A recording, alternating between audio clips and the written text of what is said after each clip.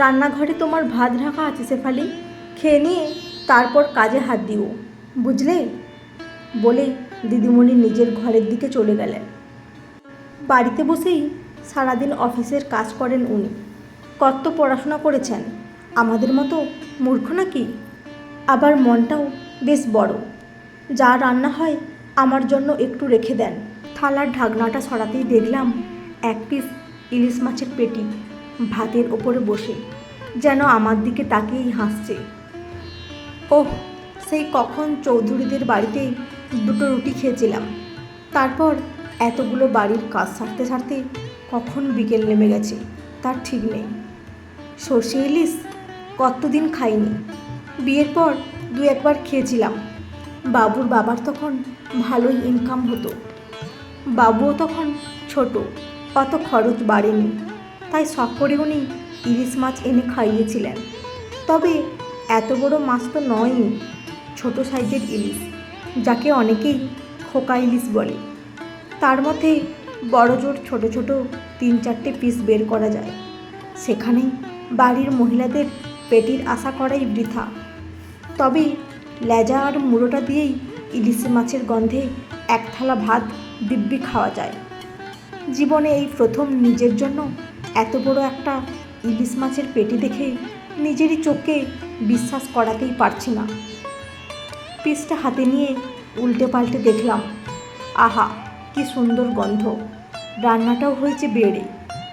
দিদিমণিদের বাড়িতেই শেষ কাজটা করি, তাই প্রতিদিনই এক মুঠো ভাত পাই আর বাঁচা কুচা ঝোল তরকারি। খিদের পেটেই যা পাই তাই অমৃত লাগে। আর আজ তো একেবারে ইলিশ পেটি। ভাতটা মাখানোর জন্য মাছটাকে সাইডে রেখে হাতের ঝোলটা চাটতে গিয়ে হঠাৎই বাবুর মুখটা মনে পড়ল। ছেলেটা প্রতিদিন ভালো মন্দ খাওয়ার বায়না করে, অথচ সেরকম কিছুই খাওয়াতে পারি না। সেই রাতের রাঁধা ভাতে জল ঢেলে চলে আসতে হয়, সাত সকালেই কাজে বেরোতে হয় আমাকে। বাবুর বাবাও বেরিয়ে যায় আমার বেরোনোর একটু পরে। তারপর বাড়ি ফিরতে ফিরতে বেশিরভাগ দিনই প্রায় সন্ধ্যা পড়ে যায়। নিজের হাতে নিয়ে ঠিকমতো খায়ও না ছেলেটা। 8 বছরের ছেলে, যত্নের অভাবে বেশ রোগা। ওর শুকনো মুখটা মনে পড়তেই আর কিছুতেই ভাতটা মুখে তুলতে পারলাম না। পাশেই একটি প্লাস্টিকের টিফিন বক্স ছিল, ওটাতেই গুছিয়ে ভরে নিলাম খাবারটা।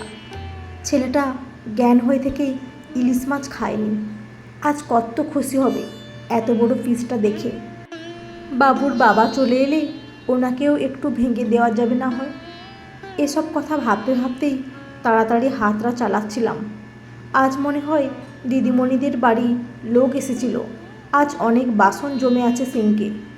সব কাজ সারতে তাই আজ একটু দেরি হয়ে গেল। আমি ভাতটা না খেয়ে বাড়ি নিয়ে যাচ্ছি দেখে দিদিমণি একটু অবাকই হলেন। ভুরু কুঁচকে বললেন, কি গো, খেলে না?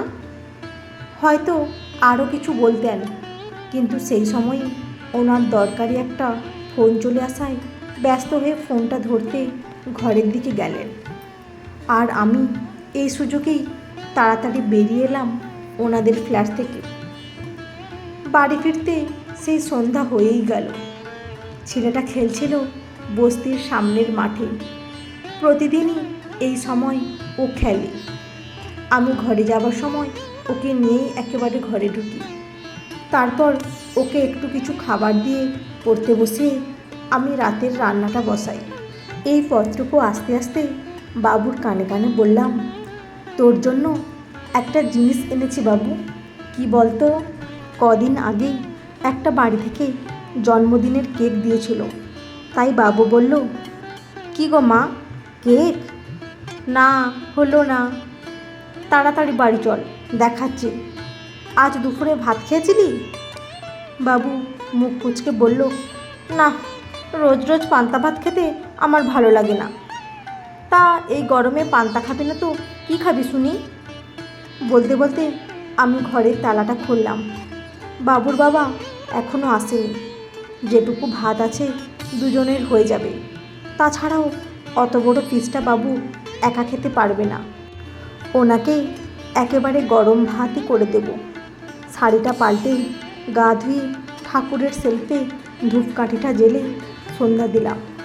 সারাদিন সময় পাই না, তাই ঘরে ফিরে প্রথমেই এই কাজটা করে তারপর অন্য কাজে হাত লাগাই। বাবুর আর তর সইছে না।